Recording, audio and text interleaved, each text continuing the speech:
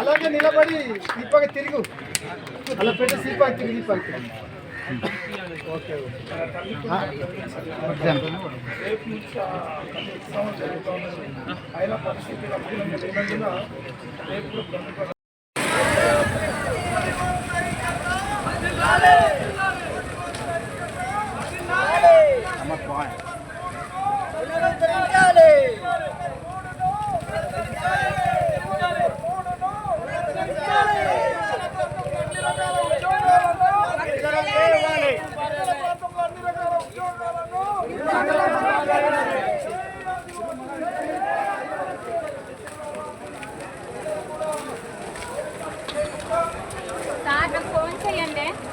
Okay sir.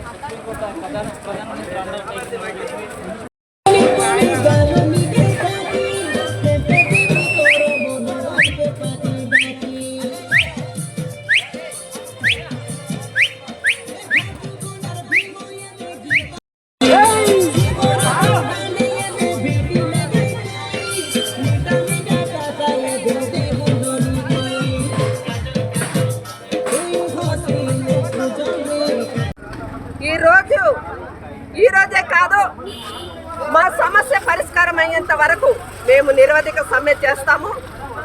రేపు కూడా ఈ బంద్ జరుగుతుంది. ఈ గిరిజన ప్రాంతంలో ఈ బంద్కి అందరూ వర్తకులు, అలాగే పోలీసు సిబ్బంది, అందరూ మీడియా మిత్రులు మాకు సహకరిస్తున్నారు. సహకరించిన వాళ్ళకందరికీ ధన్యవాదాలు తెలియజేసుకుంటున్నాం. అలాగే ఈ ప్రభుత్వాలు దిగి వచ్చినంత వరకు మేము పోరాటం ఆగదని తెలియజేస్తున్నాం. నా పేరు హైమావతి, గిరిజన మహిళా సంఘం జిల్లా కార్యదర్శిని. ఈరోజు 2 రోజులుగా గిరిజన ప్రాంతంలో బంద్ జరుగుతుంది. ఇది గిరిజనులందరూ ఏకమై రోడ్డు మీదకి రావడానికి కారణం కేంద్ర రాష్ట్ర ప్రభుత్వాల వైఫల్యమే అని నేను తెలియజేస్తున్నాను. జీవో నెంబర్ 3ని తుంగలో దొక్కి గత ప్రభుత్వం గిరిజనుల బ్రతుకులు బుగ్గిపాలు చేసే ప్రయత్నం చేస్తుంది. ఈ కూటమి ప్రభుత్వం వచ్చి కూడా ఎన్నికల మేనిఫెస్టోలో అరుగులో వచ్చి మన ముఖ్యమంత్రి గారు జీవో నెంబర్ 3ని నేను పునరుద్ధరణ చేస్తాను, గిరిజనులకు 100% ఉద్యోగాలు ఇప్పిస్తాను అనేసి చెప్పడం అనేది జరిగింది.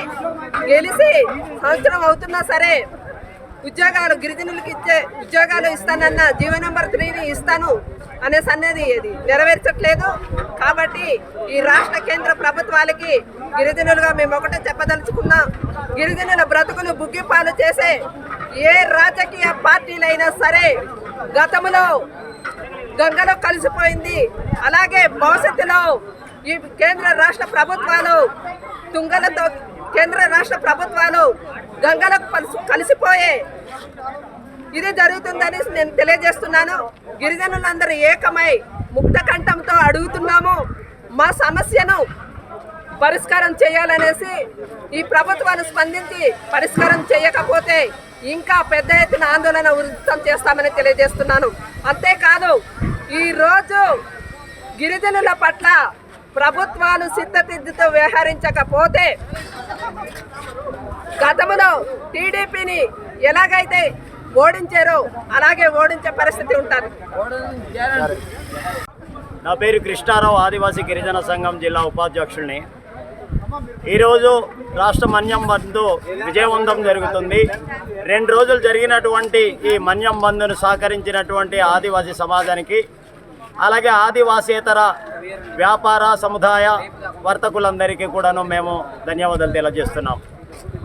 ఉక్కంపేట మండల కేంద్రంలో ఈరోజు వారపు సంత, చాలా పెద్ద సంత.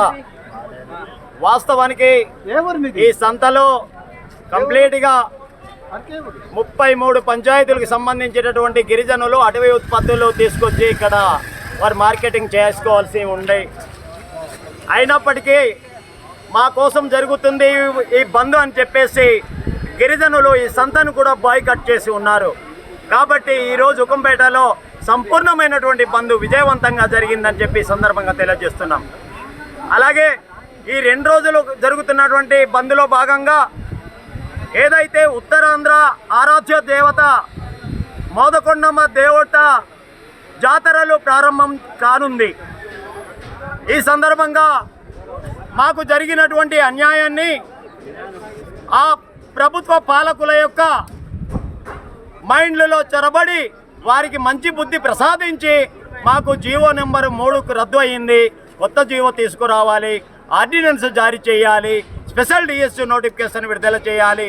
అటువంటి మంచి బుద్ధి మా ముఖ్యమంత్రి చంద్రబాబు నాయుడుకి ఇవ్వాలని చెప్పి మేము ఈరోజు పూజలు చేసాము మోదకొండమ్మ తల్లివారికి. అలాగే ఈ ఉద్యమాలు 2 రోజులు నిరవధికంగా సాగుతుంది.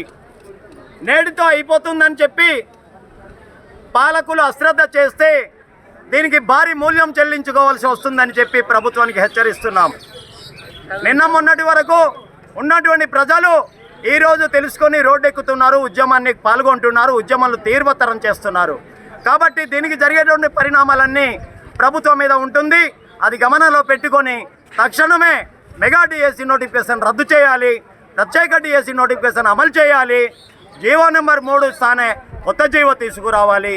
గిరిజన ప్రాంతంలో ఉన్నటువంటి ఉద్యోగ నియామకాల కొత్త చట్టం తీసుకొచ్చి ఆదివాసుల చేతే ఆ ఉద్యోగ నియామకాలు భర్తీ చేయాలని చెప్పేసి మేము డిమాండ్ చేస్తూ ఈ బంద్ కొనసాగుతుంది. వీటిని అశ్రద్ధ చేసి గిరిజనుల యొక్క సహనాన్ని ప్రభుత్వం పరిశీలిస్తే తీవ్రమైన పరిణామాలు ఉంటుందని సందర్భంగా ప్రభుత్వానికి హెచ్చరిస్తున్నాం.